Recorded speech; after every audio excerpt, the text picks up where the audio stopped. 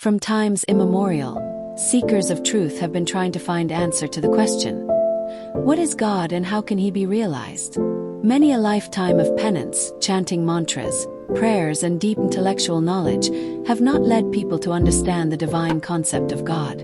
Sant Attar Singh Maharaj, a great saint of the 20th century, has illustrated this through a parable from our ancient epic relating to Ashtavakar, a God-realized rishi and his disciple, King Janak. Ashtavakar was the son of a rishi, Adalka. Ashtavakar means 8 twists in the body. When Ashtavakar was still in the mother's womb, he heard his father giving a wrong explanation for a spiritual problem. Speaking from the womb, he tried to correct his father, who became furious and cursed his son. Thus, he was born with a deformed body and got his name Ashtavakar. King Janak was a great seeker of truth. He met many scholars and spiritualists, but they could not satisfy him with their lengthy and intellectual explanations. He believed that a God-realized person should be able to explain the divine concept of God in a few words. After elaborate consultations, he proclaimed that if he did not get an answer to the divine concept of God in as brief a time span as he put his foot into the stirrup of the saddle for climbing his horse, he would presume that God did not exist and he would turn an atheist. Messages were sent across the country for an assembly of learned scholars who had mastery in Vedas, Shastras, Puranas, Smrtis, etc. A date and time was fixed. 60,000 scholars assembled on the due date in the court of Janak. A golden throne was reserved for the person who would enlighten King Janak. To understand God, you will have to shed your ego. The craving of King Janak for spirituality was conveyed to Ashtavakar through telepathy while he was in deep meditation in the nearby forest. He immediately perceived that this was the crucial moment to convey the divine concept to the king for spreading the divine message to the masses and saving mankind, or else Janak, turning an atheist, would lead to chaos in humanity through ego and its 5 vices of lust, anger, greed, attachment and pride. He immediately headed for the king's court to attend the congregation of spiritualists. As Ashtavakar entered the court of Janak, everybody looking at his deformed body began laughing. While he moved towards the golden throne, there was a big commotion in the court, as a deformed man was about to occupy the golden throne reserved for the person who was to enlighten King Janak. After the congregation calmed down, Ashtavakar roared like a lion with a divine force and inquired of Janak, "Why have you gathered cobblers in this spiritual congregation?" Janak was astonished but in all humility and with folded hands replied, "Sir, they are all learned people who have studied Vedas, Purana, Shastras and Smrtis. How are they cobblers?" Ashtavakar said, "They are no better than cobblers since they have only seen my deformed body but have failed to perceive the divine within me." He added, "Only a cobbler analyzes the quality of skin.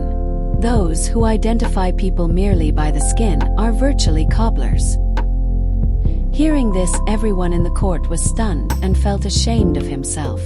Appreciating the deep humility and craving of Janak for divine wisdom, Ashtavakar inquired, "What do you want?" "Oh, my lord, I seek divine wisdom to understand God and merge with him," replied Janak. Ashtavakar understood the king's curiosity and announced, "To understand God, you will have to shed your ego. For this you will have to submit your mind, body and entire wealth to me. Only then you shall perceive the wisdom which I will convey to you, through God residing in my body. However, to remove your doubt, as per your wish, I accept your condition to give you this wisdom as you put your foot in the stirrup to climb the horse." To quench his immense quest for the divine, Janak unhesitatingly and promptly submitted his mind, body and entire wealth at the service of Ashtavakar, who took Janak to his horse. As he started to put his foot in the stirrup, Ashtavakar said, "Who will receive the divine wisdom?" "I, of course I will," Janak replied. "Where is your I, when your mind, body and wealth have already been given to me?" retorted Ashtavakar and added, I means the ego, which is responsible for possession of mind, body and wealth."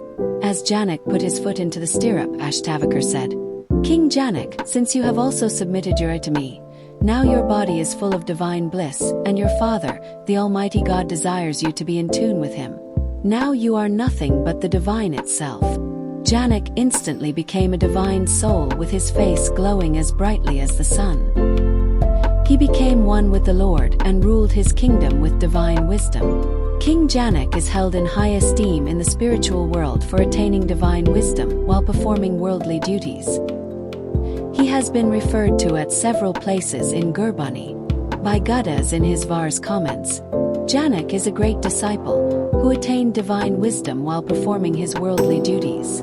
Thus, Sant Atar Singh Maharaj explains that the divine wisdom cannot be attained through intellect but through the elimination of ego. God is nothing but man minus the ego. Truth is the only protective shield. Never fails. In moments of hostility or despair, only truth can help us emerge unscathed. Gurbani is the repository of truth.